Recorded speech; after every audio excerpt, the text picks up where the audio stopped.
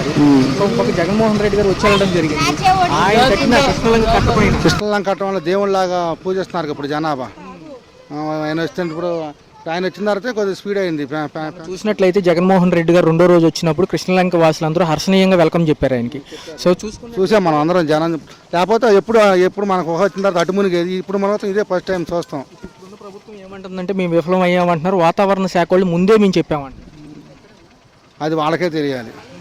అది ఏం చేస్తే జనాలు కూడా అంటున్నారు కదా, ఇప్పుడు పాలిచ్చే గేదెను వదిలిపెట్టి గొడ్డుమోసం గేదెను కొనుక్కున్నాం అన్న చెప్తున్నారు కదా, అదే జరుగుతుంది. సరే అన్న.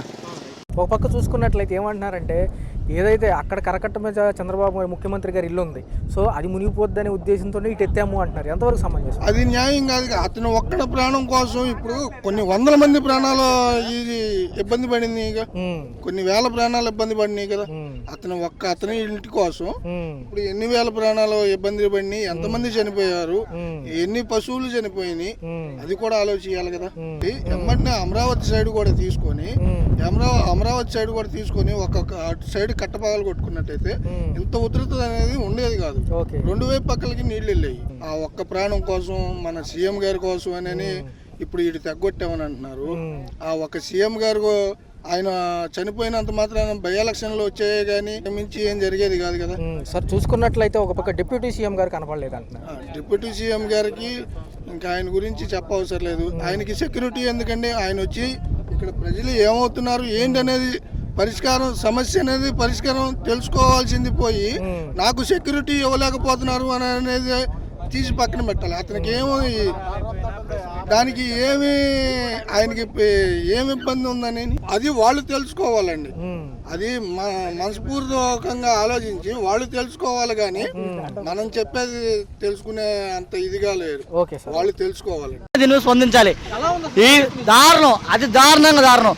ఎక్కడి నుంచో గ్యాస్ అయిపోతే గ్యాస్ బండ కోసం ఎక్కడికో వచ్చామన్నా. రోడ్డు అని అమ్మ కనీసం గవర్నమెంట్ స్పందించాలని ఇంతమంది ఇబ్బంది పడుతున్నారు. ఇక్కడున్న కార్పొరేటర్ కానీ పూర్తి నిర్లక్ష్యం గవర్నమెంట్ అన్న. చిన్న పిల్లలు ఇబ్బంది పడుతున్నారు. ఇలా ఎంత ఫ్లోస్ ఉంది వాటర్ ఫ్లో, బండి కొడుకుపోయే పరిస్థితి ఉంది. దీనికి మనిషి పోతే మొత్తం గవర్నమెంట్ కూల్చి తెగుతారు. ఇక్కడ ఇంకేముండదు. ఇక ఏందన్నా చూడన్నా, కనీసం ఒక్కడైనా వచ్చినా నీడికి గవర్నమెంట్ ఆఫీసర్ వచ్చినా ఒకటే అన్న. ఈ వాతావరణ శాఖ ఈ శాఖ అంత కాదు కానీ ఒకవేళ విపత్తులు వచ్చినప్పుడు గవర్నమెంట్ ఖచ్చితంగా స్పందించి దాని మీద యాక్షన్ తీసుకోవాలి. వాతావరణ శాఖ కొంచెం మేరకు ఎస్టిమేషన్ వేసినా కానీ ఎక్కువ రావచ్చు. ప్రకృతిని ఎవరు అంచనా వేయలేడు కాబట్టి ఎక్కువ వస్తే గవర్నమెంట్ దానికి తగ్గ చర్యలు తీసుకోవాలి. ప్రజల్ని కాపాలి, ప్రజలు ఏమంటే ఉండాలి. కానీ ఎవరి ఇంట్లో వాడు ఉంటాడు, వాడు కార్పొరేటర్ వాళ్ళ ఇంట్లో ఉంటాడు, చైర్మన్ వాళ్ళ ఇంట్లో ఉంటాడు, ఎమ్మెల్యే వాళ్ళ ఇంట్లో ఉంటాడు. ఇక అందరూ ఇంట్లోనే ఉంటాడు. ఎవరు బయటకు రావద్దు. ఇక ప్రజలు ఇబ్బంది పడాలి. అది ఇది కరెక్ట్ కాదు. ఎవరైతే ఇక్కడ డివిజన్ కోఆపరేటర్ ఉంటాడో, ఎవరైతే ఉంటారో ఇక్కడ చైర్మన్, వాళ్ళంతా పరిశీలించాలి. గవర్నమెంట్ దీని దగ్గర సహాయ చర్యలు చేయాలి. ఇంత ఇబ్బందులు అలానే దారుణ పాస్తుందంటే ఇది మాత్రం కరెక్ట్ కాదు. ఇట్లనే జరిగితే మాత్రం ప్రజలు ఇంకా ఇబ్బంది పడతారు. దాని మీద ఇంక ఇది కూడా అవుతుంది. కిలోమీటర్ దూరం నుంచి కిలోమీటర్ పైన ఉంటుంది, కిలోమీటర్ ఉంటుంది. బాగా నడువులో వచ్చినాయి నీళ్లు. రోడ్డు బాగా బ్లాక్ అయిపోయింది. ఎక్కడ పట్టినా గుంతలే ఉన్నాయి. మళ్ళీ ఆదరయ్యారు కదా, ఆదరయ్యారని మనకు కంపెనీ వాళ్ళు ఊరుకోరు కదా. అక్కడ కూడా పూర్తిగా నిండిపోయింది. అక్కడ కూడా బ్లాక్ అయిపోయింది. అవునవును, బాగా పడ్డాయి. వర్షాలు బాగా పడడం వల్ల దీనివల్ల బాగా అక్కడక్కడ బ్లాక్ అయిపోయింది. దీనివల్ల బాగా జనాలు ఇబ్బంది పడుతున్నారండి. ఇంకా పట్లు 2 రోజులు పడుతుంది ఒక అంచనా. చెరువులో కూడా చదువుతున్నారు. చాలా నష్టం. బాగా అంతా పోయింది కదా లెక్కే. ఈసారి నష్టపరిహారం మరి గవర్నమెంట్ వారు కొంచెం ఆలోచిస్తారు కదా. విఫలమైనందుకు ప్రజలు ఎంత ఆర్థికంగా అయినా ఏ రకంగా అయినా నీళ్ళు లేక తిండి లేక ఎన్ని రకాలుగా ఇబ్బంది పడ్డారు.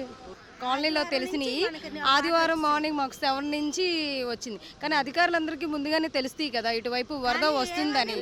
మాకు ఇన్ఫర్మేషన్ ఇవ్వలేదు కదా. వాటర్ అది అందిస్తున్నారండి. కానీ ఇప్పుడు వాటర్ తాగడానికి వస్తుంది కానీ మిగతా అన్న అవసరాలకి రావు కదా. మిగతా వాళ్ళంతా ఏముందండి, మామూలుగా జనరల్గా మీకు ఇప్పుడు తెలిసిందే కదా సిచ్యువేషన్ అంతా. అలానే మొత్తం నిండిపోయి వాళ్ళు ఇబ్బంది పడుతున్నారు. మేము అనేది బయటకు వచ్చాము.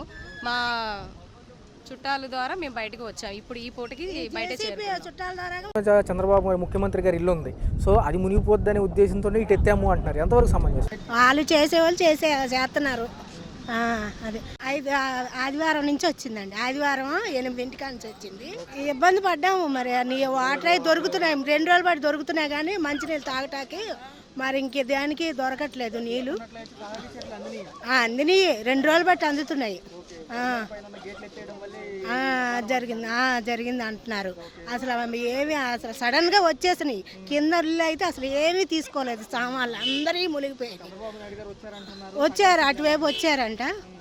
అది మేము వచ్చేసాము, ఇంకెక్కడికైనా వెళ్ళిపోయాక వచ్చేసాము. అక్కడ ఇల్లు వాటర్ లేక వచ్చేసాము. కొంచెం దూరం ఎక్కడికైనా వెళ్తాకి ఇంకో వస్తాయని అంటున్నారని. అది ఎన్ని రోజులు ఉన్నారు? మేమా, మా హౌస్ అదే సార్, అది మొత్తం అక్కడ దాకా వచ్చేసింది.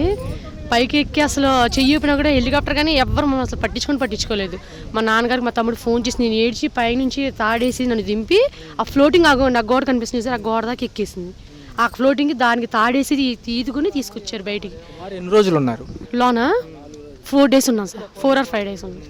ఫుడ్ పరిస్థితి ఏంటి? కుటుంబ పరిస్థితి ఏం చెప్పండి సార్, మాది ఎదురు షాప్ ఉంది, షాప్ మొత్తం నేలమట్టం అయిపోయింది, ఏమీ లేదు మాకు అసలు. ఇంకా అసలు ఎంత ఆస్తి నష్టం జరుగుతుంది? మాకు ఒక 2 lakhs దాకా మాకు షాపే ఉంది సార్. అక్కడ 2 lakhs వరకు మాకు కంట్రికలో బంకు ఎదురుగా opposite shop Madina cool drinks and home service అని ఒక 2 lakhs వరకు పోయింది సార్. మాకు సాధక బాధలు పడి అప్పులు తెచ్చి కట్టుంటారు. అసలు పరిస్థితి ఏంటి? మళ్ళీ జీవనోపాధం ఏంటి? మళ్ళీ జీవనోపాధి అదే అసలు ఇంటి పరిస్థితి ఏంటా అని చెప్పి ఇప్పుడే చూడడానికి వచ్చాను సార్. మేము ఆ లోన్ తీసుకొచ్చి ఈ మొత్తం అంతా తీసుకొచ్చిందంతా షాప్ మీద పెట్టాను సార్. అసలు ఇంకా నా అయితే చెప్పడానికి మాటలు లేవు, ఏడుపు అక్కడే తక్కువ. కొద్దిగా ఇవాళ కొద్దిగా స్థిమితంగా అసలు ఎలా ఉందా ఏం చెప్పి బయటకు వచ్చి. ముఖ్యమంత్రి గారి సహాయం నుంచి ఏమన్నా అందినాయి అంటారు? ఏం అందలేదు సార్, అసలు ఇప్పటివరకు ఏమీ లేదు. అసలు మాకు మళ్ళీ అంత ఇరుక్కుంటే పట్టించుకునే నాదిలే లేదు మాకు. అసలు వాటర్ ప్యాకెట్ కూడా దిక్కులేదు మాకు. 2 days ఉండిపోయాము అక్కడ హౌస్లో. మేము మాకు బయటికి రావడానికి కూడా లేదు. అక్కడ నుంచి నేను ఎన్నిసార్లు అడిచాను. అసలు ట్రాక్టర్స్ కానీ ఏమన్నా వెళ్తుంటే వెహికల్స్ జేసీబీలు రమ్మని చెప్పి ఎంత తరిసినా కూడా ఫ్లోటింగ్ ఎక్కువ ఉందట్టు మేము రామన్నారు. ఇక్కడ ఉన్న వార్డు మెంబర్స్ కానివ్వండి, లేకపోతే కార్పొరేటర్ ఏమన్నా రెస్పాన్స్ ఇచ్చారు? అసలు ఎవ్వరు రెస్పాన్స్ అవ్వలేదు సార్, అసలు ఎవ్వరు రెస్పాన్స్ అవ్వలేదు. ఒక్క మనిషి కూడా ఏంటి అని పట్టించుకున్న నాదుడు లేదు మాకు. పడవలు కానీ ఎవరు కానీ ఎంతమంది ఇటు నుంచి వెళ్ళారు కానీ ఒక్కళ్ళు కూడా ఏంటి అని చెప్పి మేము అక్కడ నుంచి అరిచిన చెయ్యి ఎంతమంది 4 కుటుంబాలు ఉన్నాయి సార్ అక్కడ కింద పైన. రోజులు కావస్తుంది ఈ రోజుతో కలుపుకొని. అసలు ఏంటి మేడం పరిస్థితి? అసలు ఏంటో మా పరిస్థితి ఏంటో ఇప్పుడు ఆ షాప్ చూస్తే మొత్తం నేలమట్టి అయిపోయింది సార్. కొద్దిగా గొప్ప అన్న ఉంటే పోనీ అది ఉందిలే ఇది ఉందని చెప్పి పోగేసి ఏదో ఒకటి మళ్ళీ ఉపాధి చేసుకునేవాళ్ళం.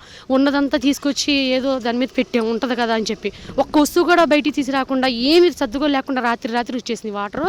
మాదే షాప్ మన నేలమట్టం అయిపోయింది. ఉమ్మడి కూటమి ప్రభుత్వాలు ఆస్తి నష్టం యొక్క అంచనాలకి మొన్న సోమవారం నుంచి అర్జీలు తీసుకుంటామంటున్నారు. ఏమన్నా వచ్చారా మీ వైపు? ఏమి రాదు సార్, అసలు ఏమీ రాలేదు ఇంతవరకు, ఏమీ లేదు. పవన్ కళ్యాణ్ గారి పనితీరు ఎలా ఉందండి?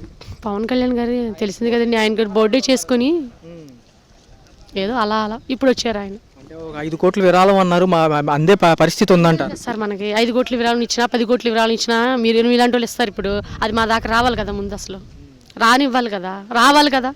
చూసుకుంటే గత ప్రభుత్వాలు అలసత్వం చేసిన బుడమేరిన అందుకే ఇంత ఉపద్రవం అంటున్నారు. ఎంతవరకు నమ్మొచ్చు అండి? ఏమో సార్, అదైతే మనకైతే ఏమి అంత ఐడియా లేదు కానీ మరి చూద్దాం. ఈయన చేస్తానంటున్నాడు, మరి ఆయన చేశాడు. ఆయన చేశాడు. మరి ఈయన వచ్చి రాగానే ఒక 5 months ఏమైనా అయింది, ఈయన కూడా ప్రమాణ స్వీకారం చేసి అంతే కదా, అంతలోకి ఇది వచ్చి పడింది. ఆయన మాత్రం ఏం చేయగలరు? ఇంకా చూసుకుంటే మాజీ ముఖ్యమంత్రి ఉంటే ఇప్పుడు పరిస్థితి ఎలా ఉండేది? ఆయన ఉండగా బాగుండేది సార్. అంటే వాలంటీర్స్ వాళ్ళందరూ ఉండేరు కదా, ఆ వాలంటీర్స్ ఏం చేసేవాళ్ళు అంటే ఇన్ని కుటుంబాలకి ఎంతమంది అని చెప్పి వాళ్ళకి తెలిసి అంచనా ఉండేది. వాళ్ళు ఉంటే మాకు కొద్దిగా హెల్ప్గా ఉండేది. ఇక్కడ అంటే ఇన్ని కుటుంబాలు ఉన్నాయి ఇక్కడ అని చెప్పి ఎవరికొళ్ళు తీసుకొచ్చి హెల్ప్ అన్న చేసేవాళ్ళు కదా. ఆ వాలంటీర్స్ కూడా లేరు. ముందస్తు ఇన్ఫర్మేషన్ అనేది కొంచెం లేట్గా అందింది అంటున్నారు, అది అలా చూడాలి. అంటే మాకు ఒక ఇన్ఫర్మేషన్ జస్ట్ ఒక చిన్న మాట అన్న మాకు ఇప్పుడు మీకు అంత ఉంది, అంత పెరిగింది. ఏం పెరిగింది అసలు చెప్పండి మీరు? ఇప్పుడు ముందుగానే చెప్పగలుగుతున్నాం మనం, ఒక వారం ఉండగా తుఫాన్ వస్తుంది, అది వస్తుంది, ఇది వస్తుంది చెప్పి ఒక అంచనా కూడా లేకుండా ఒక మాట అన్న చెప్పాలి కదా. చెప్తే ముందన్న జాగ్రత్త పడేవాళ్ళం కదా.